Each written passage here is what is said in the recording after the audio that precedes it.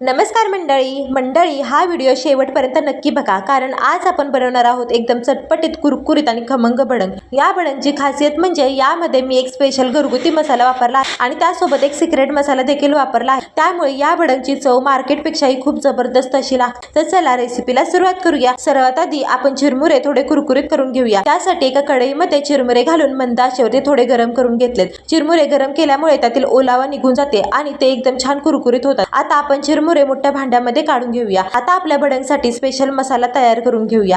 त्यासाठी मिक्सरच्या भांड्यामध्ये 1 चमचा धने, बडीशेप, चाट मसाला, जिरे, लाल तिखट, चवीनुसार मीठ, थोडी साखर, मॅगी मसाला आणि हळद टाकून घेऊया। आता हे सगळे मसाले छान मिक्सरमध्ये बारीक करून घेऊया। ह्या स्पेशल मसाल्यामुळे आपल्या भडंगला खूप चटपटीत अशी चव येते। आता आपण भडंगची बाकीची तयारी करून घेऊया। त्यासाठी कढईमध्ये तेल गरम करून सर्वात आधी कढीपत्ता घालून तो छान कुरकुरीत होईपर्यंत तळून घेतला।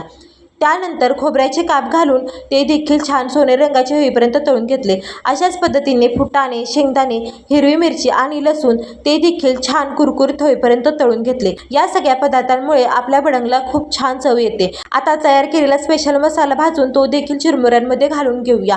लक्षात ठेवा, मसाला आपण तेलामध्ये टाकला की आपल्याला गॅसची फ्लेम बंद करून घ्यायची आहे, नाहीतर आपला मसाला जळू शकतो। आता मसाला पूर्ण चमच्याने आपण भडंगमध्ये टाकून पूर्ण मिक्स करून घेऊया आणि हाताला सोसपेर असा झाला की दोन्ही हातांनी चोळून घेऊया।